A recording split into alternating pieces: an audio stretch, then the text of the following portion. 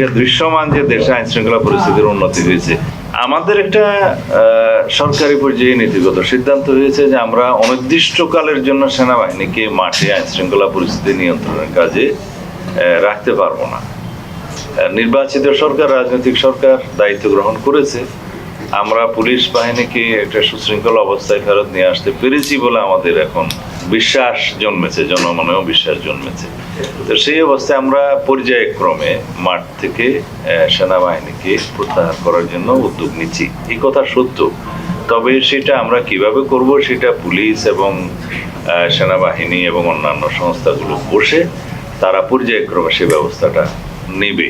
অভিযান পরিচালনা হচ্ছে প্রতিনিয়ত এবং প্রত্যেক দিন কিছু না কিছু দাগী আসামি, মাদক সংক্রান্ত, সন্ত্রাসবাদী বা জুয়া এবং অস্ত্রধারী এগুলো অ্যারেস্ট হচ্ছে। তা এখন সে বিষয়ে আমাদের ওই সংক্ষিপ্ত আদালতের মাধ্যমে কিছু সাজাও নিশ্চিত করা হচ্ছে আর কি। একটা ট্রায়াল হয়, তাদেরকে কি আইনে আনা নিষেধ আছে? তাইলে কেন কোয়েশ্চেন করা হবে? আইনের ঊর্ধ্বে তো কেউ নয়। আমরা সঠিকভাবে তালিকা প্রণয়ন করে অভিযানে নেমেছি। কোথাও কোথাও যৌথ অভিযান চলছে এবং আইন প্রয়োগকারী সংস্থাগুলো সিঙ্গেলি অপারেশন করছে, এটার অগ্রগতি আছে এবং এটা দৃশ্যমান যে দেশে আইন শৃঙ্খলা পরিস্থিতির উন্নতি হয়েছে। একজন অধ্যাপক শাহজালাল বিশ্ববিদ্যালয়ের প্রতিনিধি থাকবে এবং মিনারেল রিসোর্সেস মিনিস্ট্রির একজন ডাইরেক্টর এই বিষয়ে সেখানে সদস্য থাকবে এবং কমিটি প্রয়োজনে আরো এক্সপার্ট যদি কোঅপ্ট করতে চায় সে সুবিধা রাখা হয়েছে। তারা বসে ফিজিক্যালি স্পটগুলো দেখে যে নদীগুলো সিলট্রেট হয়ে যাচ্ছে ইন্ডিয়া বাংলাদেশ বর্ডারে, যেখানে ওয়াটার ব্যারিকেড হয়ে যাচ্ছে, পাথর এবং বালি জমা হয়ে সেগুলো পরীক্ষা করবে। আর যে সমস্ত জায়গায় নদী ভাঙ্গনের কারণে আমাদের সীমান্ত পরিবর্তন হয়ে যাচ্ছে সেটা পরীক্ষা করবে।